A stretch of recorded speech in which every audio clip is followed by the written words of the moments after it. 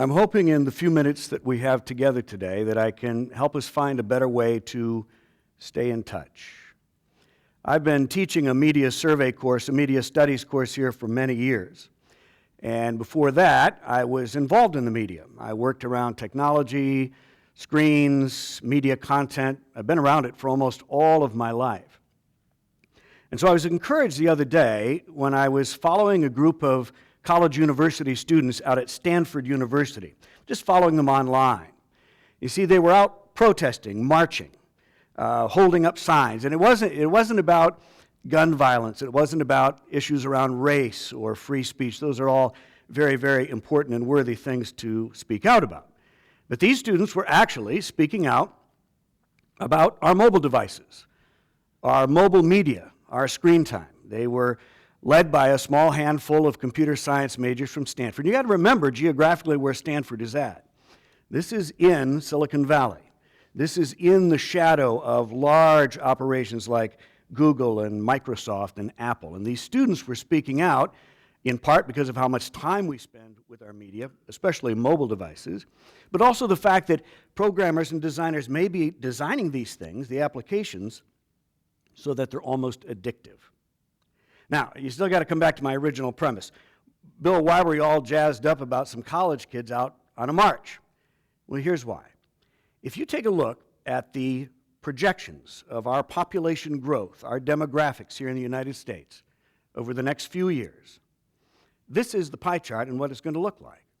A little hard to see, but the two largest segments are actually going to be Gen Y millennials, and the next largest pie piece will be known as Generation Z. We also call that youngest generation iGens, the internet generation.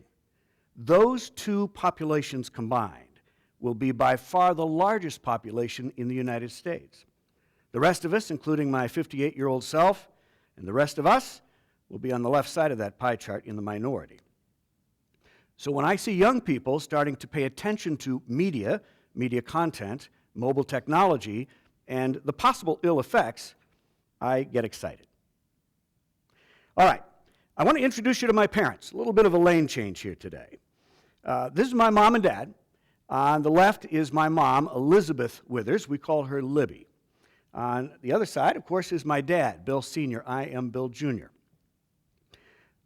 My folks are very highly educated. My siblings and I love them to pieces, grew up in a great family.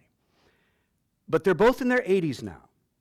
And my mom and dad have had vastly different journeys through all forms of technology and all the ways that media has morphed itself over the years. For example, my mom made a conscious choice many years ago, listen carefully, to actually not adopt or adapt to technology's advances. She could, she's educated, she fears nothing, but she made choices not to do it. In fact, if you were to go and visit my mom today, she resides in a lovely care facility here in the Midwest, but if you went to her room and you said, Libby, I would love to show you some photographs of my family, my friends, or this vacation we recently took, and you would get out your mobile device. You would open up Pinterest or Instagram, or you might go to your Facebook wall, and you would show my mom her pictures. My mom will spin around and actually show you the pictures on her wall. They are physically there, because that's what she most identifies with.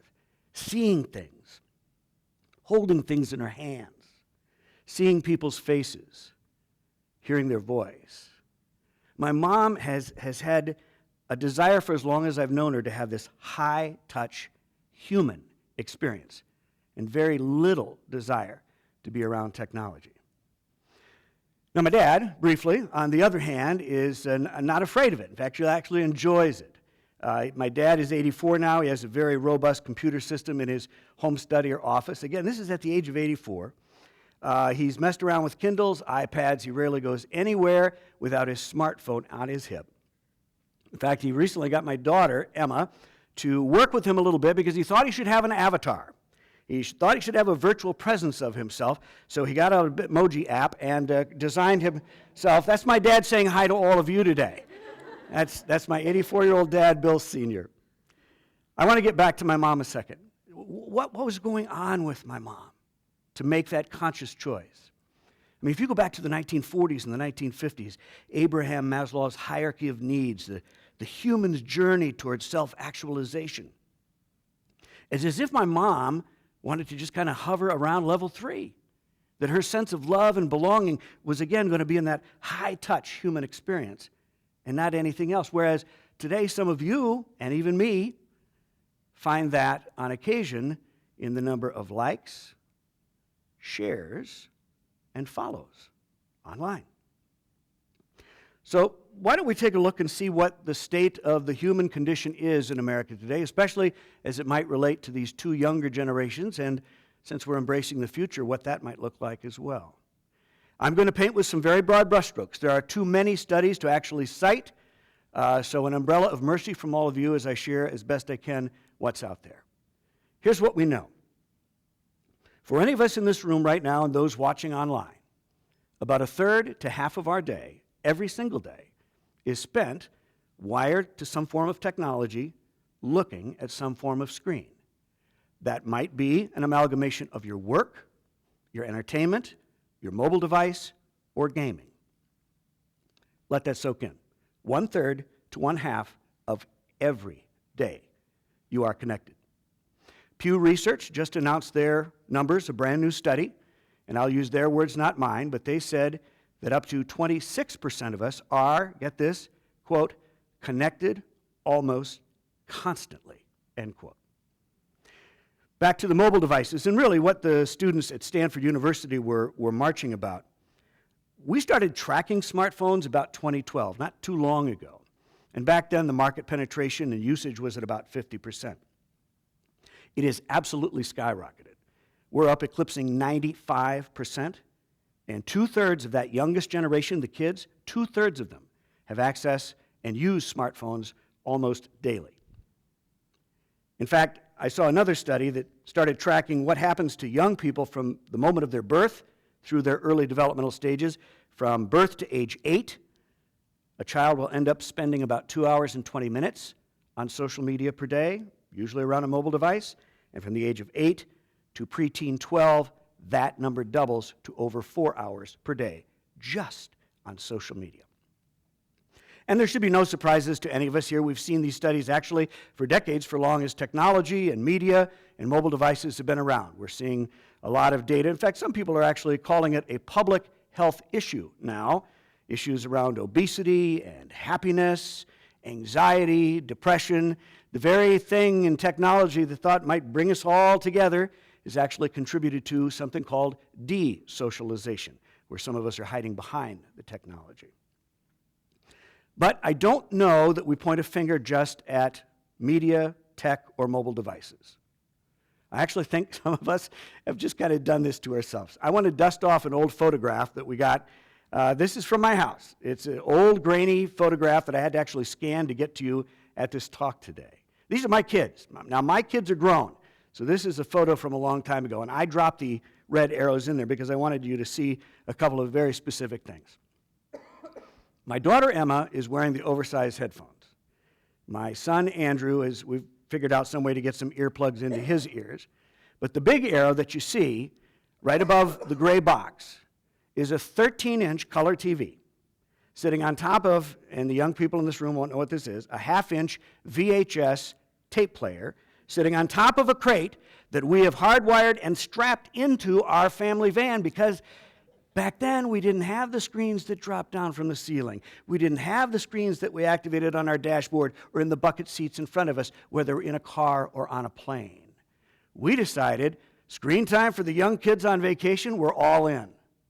So that is what we manufactured, thinking there was no harm in it, instead of having a conversation or reading a book or listening to music.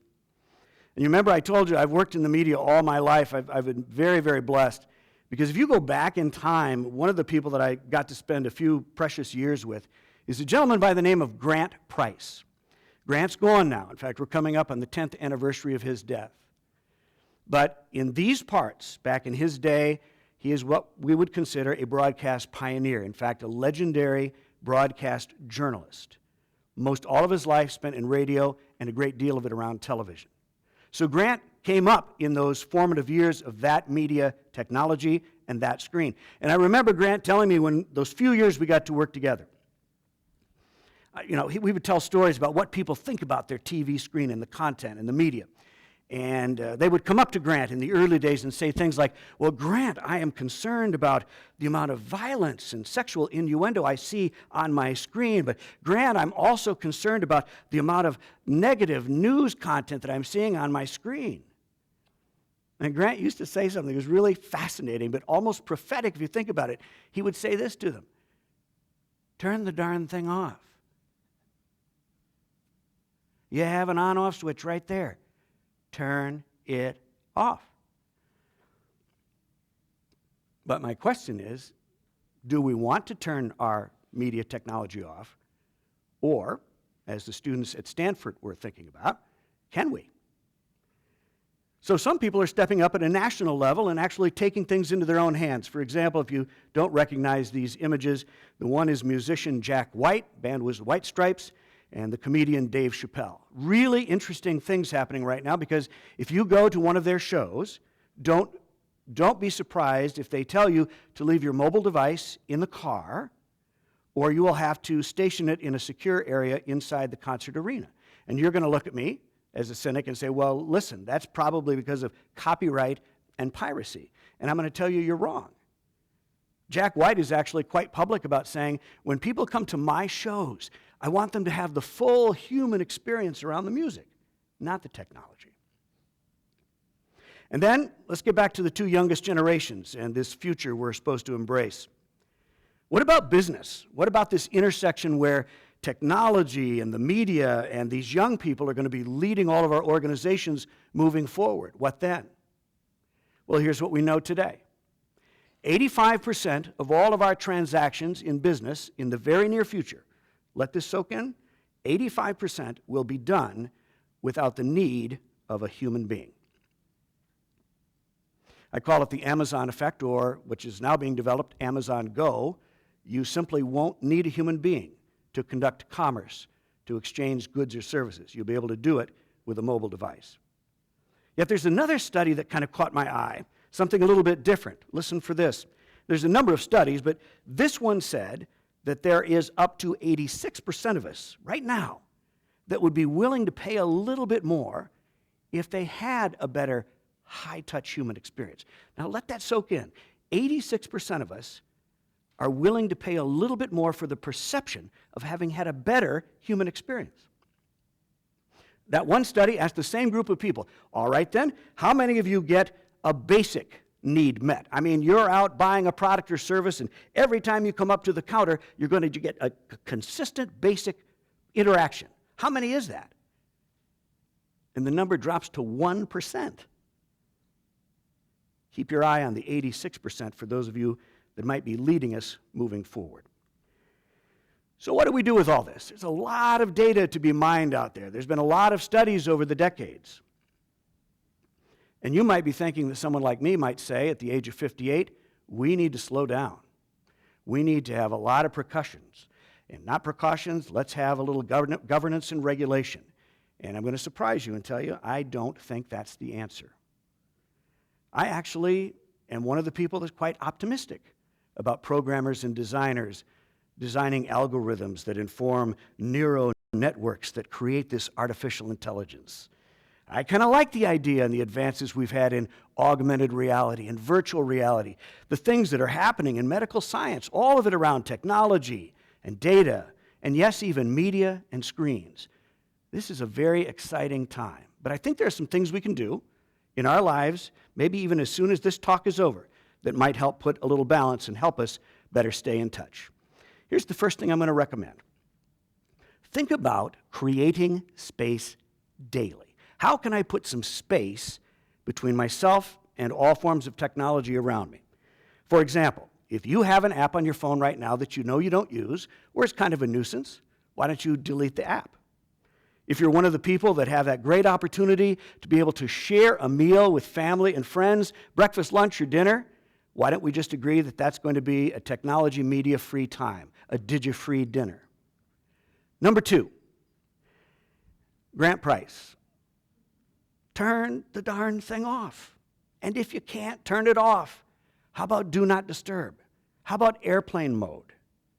If you went back to my blog site the last 2 Decembers, faithleadserve.com, I advocate for something called a digital detox, at least just around the holidays. Put the stuff alone and put it down and park it and just focus on your family and friends around the holiday. And you remember when I said some of these things we've kind of done to ourselves, my family included? Buy an alarm clock.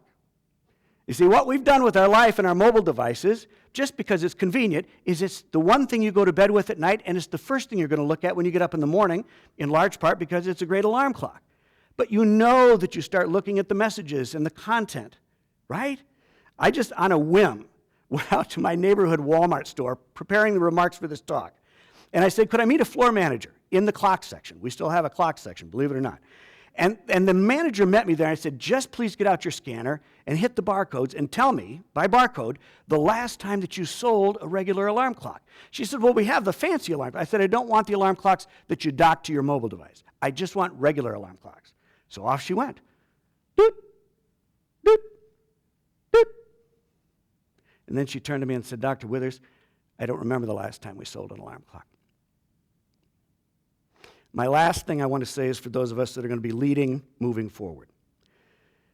Think about EQ, emotional intelligence. When you're in an opportunity to lead and manage organizations, instead of robotics and automation and outsourcing, if there's 86% of us that are interested in a better high-touch human experience, think about monetizing that, investing in humans and the human experience where you work. If we could do those 2 things, some of us as early as today after this talk, and certainly the one of us when these next 2 generations are ready to lead us all forward, I'm pretty confident we will discover ways to better stay in touch. Thank you.